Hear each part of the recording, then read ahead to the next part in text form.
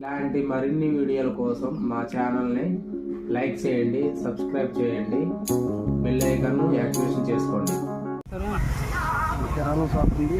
వ్యవసాయం ఉందా? ఎన్ని ఎకరాలు ఉందండి పొలం? అంటే కౌలు చేస్తారా? సరే, కౌలు రైతులు చాలామంది ఏ ప్రభుత్వం వచ్చినా కౌలు రైతులను పట్టించుకోవట్లేదు అంటారు.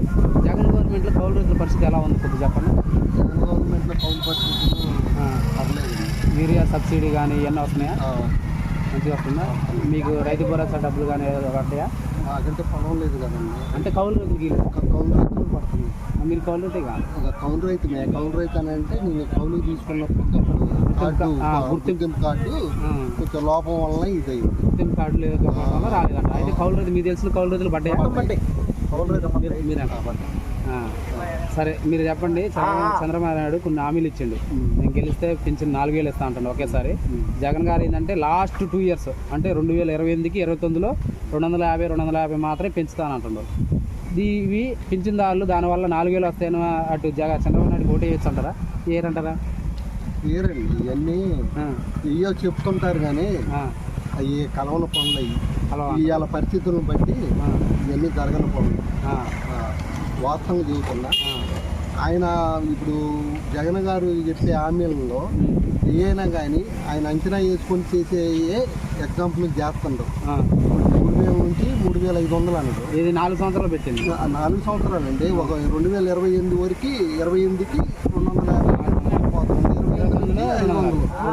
మొత్తం 3,000 ఏంటంటే ఎకంలో 4,000 అంటున్నాం. ఇవన్నీ సాధ్యం అవుతుందండి. వాళ్ళే ఇప్పుడు ఎస్టిమేషన్ బట్టి ఉంటాయండి. ఇప్పుడు ఏ పథకాలైనా ఇంటికి చేస్తుంది. ఏదైనా కానీ అవి చేసి చూపెడుతున్నారు. అంటే ఆయన కూడా ఇంటికి వేస్తున్నారు. రేపు వాలంటీర్ కూడా తీసేయనంటే 10,000 ఇస్తా అంటానుగా.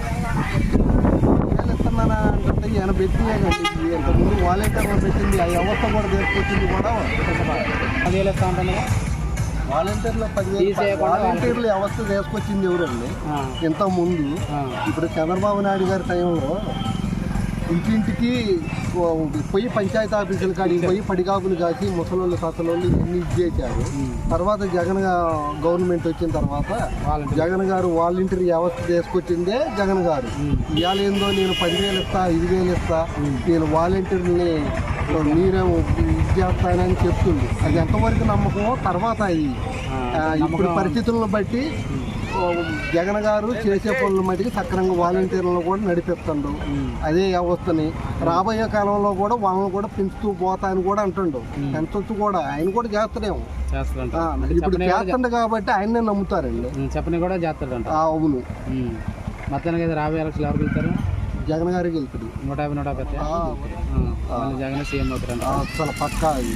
ఇవన్నీ చంద్రబాబు నాయుడు మాటలు ఎవరు నమ్మరండి. ఎవరు నమ్మరు. ఎవరు నమ్మరు.